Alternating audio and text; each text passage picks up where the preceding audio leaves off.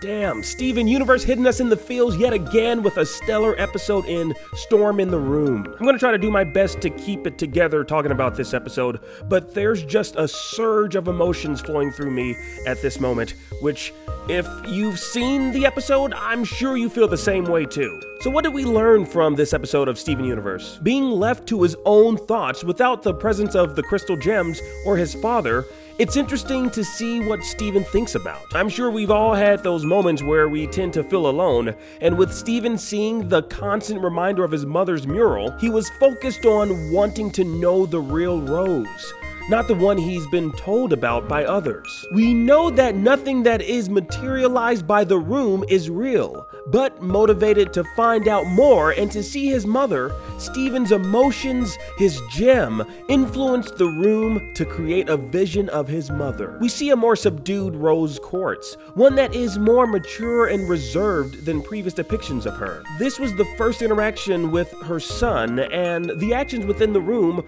were purely pushed forward by Steven's thoughts. While playing a game of football, Rose tells Steven that all sports are beautiful, with each being its own unique experience. Each one is complicated, yet exactly the same. These thoughts on sports by Rose might have a deeper meaning. Perhaps this is her true thoughts about humans. If you replace those lines she said with the word human, those thoughts become even more powerful, exemplified by what we know about Rose and how we think about her as a character. We know that she believes humans to be unique, each with their own unique experiences, complex yet exactly the same. Steven talks about how he's always inspired by the stories of his mother, even thinking about dyeing his hair pink at one point, like his mother, or maybe like the musical artist Pink, who knows? Knowing that the room feeds off Steven's emotions, we see a sudden mood change in the room. Steven lashes out and exclaims how Garnet,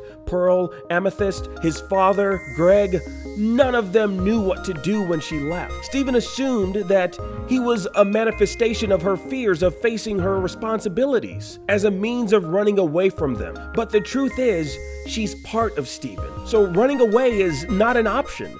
She simply took on a new form to allow a creature with organic emotions and feelings to live in this world. She gave birth to a human named Steven. This episode, in my opinion, saw Steven doing a lot of growing up. To face his mother, even if it's just an amalgamation of his emotions in the room, it takes a lot of courage to do so. To interact with her, to face her with such raw emotions. With this single episode, Steven Universe has wholly elevated its emotional status and raised the stakes that much more.